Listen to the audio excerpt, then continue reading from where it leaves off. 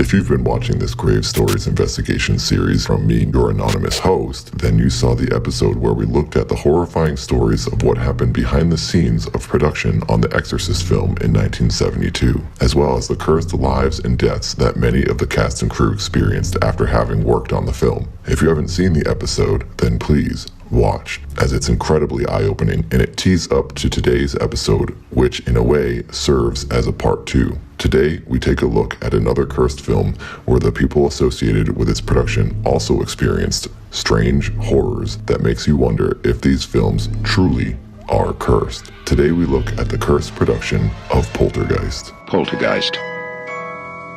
It knows what scares you.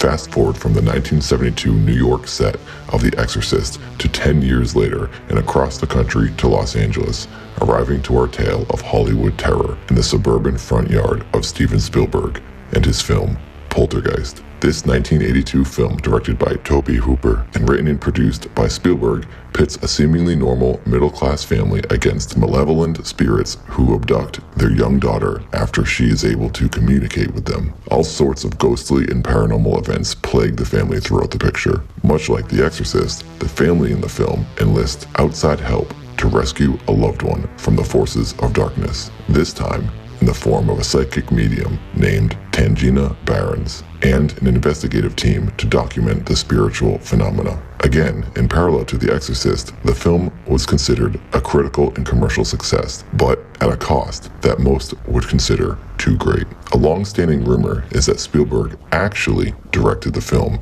and Hooper was just a pawn, hired by Spielberg because of an impending strike developing in Hollywood at the time. Mick Garris, a friend of Hooper, had this to say on his post-mortem podcast. From my perspective, it was Toby's first studio movie. Here he is, on a studio lot, on a big soundstage. Steven Spielberg had written the shooting script, was on the set, and was producing. And Spielberg is a consummate filmmaker, and he lives and breathes movies. He probably has sprockets up and down his spine. Very passionate, very intelligent, very articulate. And yes, I would see him climb on the camera and say, maybe we should just push in on a 2-shot here, or do this or that. And Toby would be watching. Toby was always calling action and cut. Toby had been deeply involved in all of the pre-production and many details in preparing to shoot the film. But Steven is a guy who will come in and call the shots. And so, you're on your first studio film, hired by Steven. Toby directed that movie. Steven Spielberg had a lot to do with directing that movie too. Could this have brewed some real tension on the set, created a recipe for the spirits to fester? A young filmmaker, resentful that his first studio film was being hijacked by a helicopter producer, critical of his every move, his every decision. Steven was directing E.T. at the time Poltergeist was being filmed, so he couldn't direct the paranormal film he had written. So he hired Toby, who had directed the 1974 horror film, The Texas Chainsaw Massacre, which Spielberg was a fan of. Now Steven would show up after a day on E.T. and micromanage the set of Poltergeist. I'm sure he wanted to direct both films, but he just couldn't. This was probably incredibly frustrating for Toby, who had one of his first big jobs. I will never make 2 movies very close together again. I, on the other hand, didn't have rack-a-lamb between both pictures. I essentially had matzah and butter, and that was about it, and went right into the next movie. But both movies were very good for me to make so in such close proximity to each other, because both being rooted in suburbia, in a kind of middle-class suburbia, both essentially employing similar kinds of tract housing, and yet one movie being about a scream and the other movie being about a kind of soft whisper. It was very good for me because I was able to trade off objectivity, which I think is very important for a movie director or a writer or anybody who has to stand away from his work and look back and say, I know how to make that better. It's good to have diversions. And I was very lucky because I was able to have a hostile diversion with Poltergeist, with spiritual warmth in places. And I was able to have a very warm, tender diversion with E.T., and I kept putting one into the other, not meaning I didn't share E.T. with Poltergeist, but it cleared my mind. When you eat sushi, I don't know, when you eat sushi, the Japanese say you must take the ginger and eat a little bit of the ginger between sushi courses because it clears the palate and it makes you more receptive to the taste of the food. It was the same way with these 2 movies. So in that sense, I think both films so close helped each movie individually, but it didn't help me. I'm ready for like a year off now. History has given us mixed reports, some saying it was a collaboration, while others insist Hooper got the short end of the deal.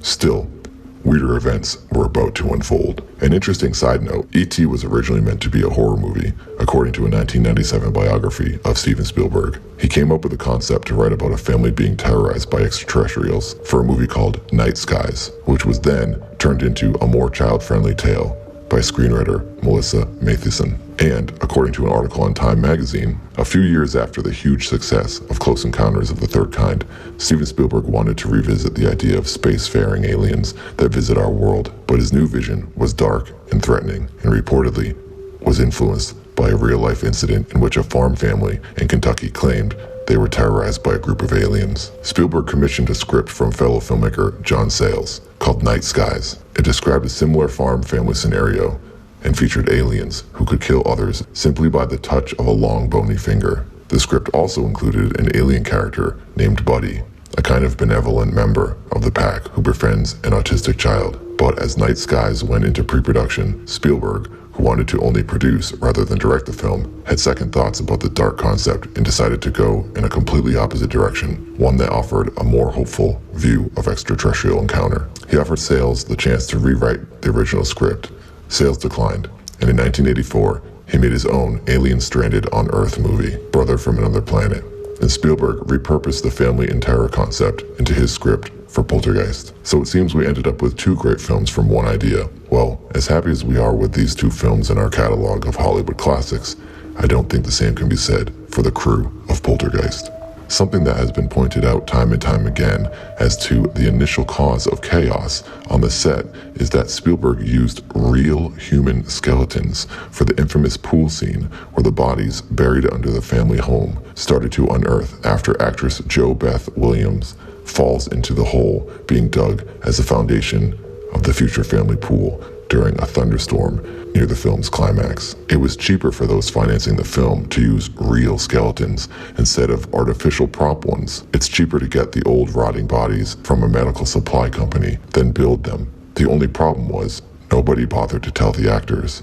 Supposedly, did this bring some sort of dark energy to the set? Were the souls of those human remains upset that they were being used as tools for entertainment? If I had worked on the movie, I'd certainly have a bone to pick with Spielberg. But things only got weirder from here. Reports of strange noises and events also rumbled through the Poltergeist production, with many reporting pictures moving on their own and other bumps in the night, with the most frightening being author James Caan, who was in the process of writing the novelization of the film when his home was struck by lightning. It blew the front of his air conditioning unit off, which struck him in the back. All of the lights then turned on and his video games began playing themselves as he was left totally baffled as to what just happened.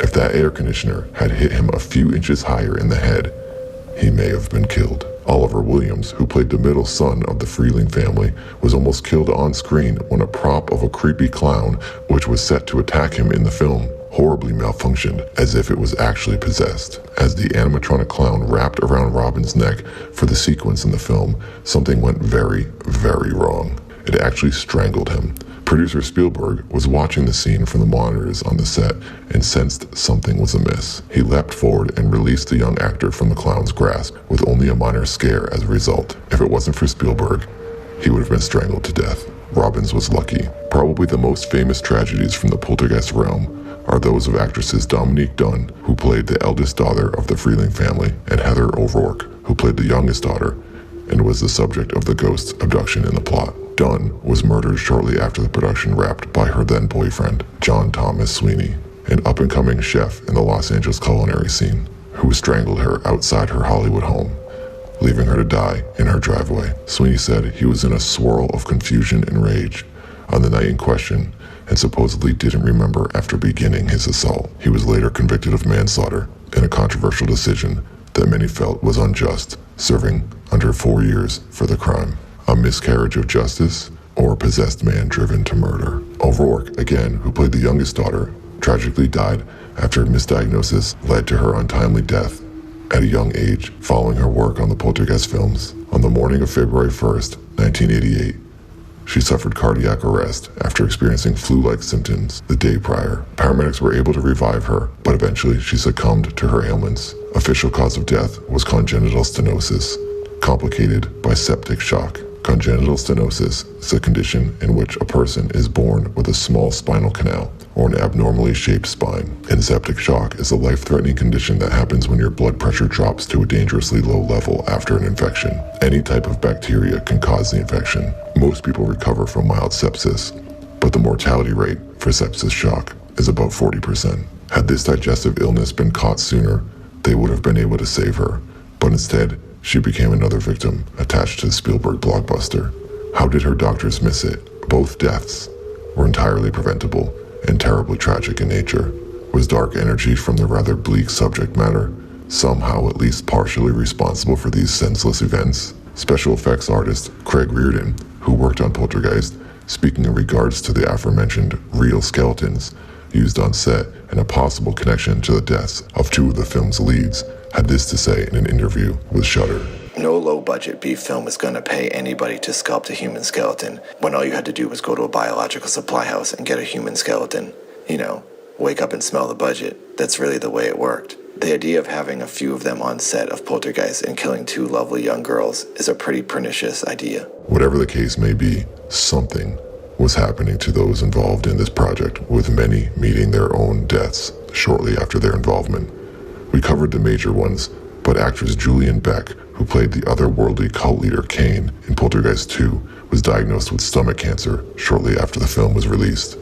And Will Sampson, who played the shaman, also died shortly after filming Wrapped under rather tragic circumstances. Sampson died of kidney failure after performing a cleansing ritual on the set of Poltergeist 2.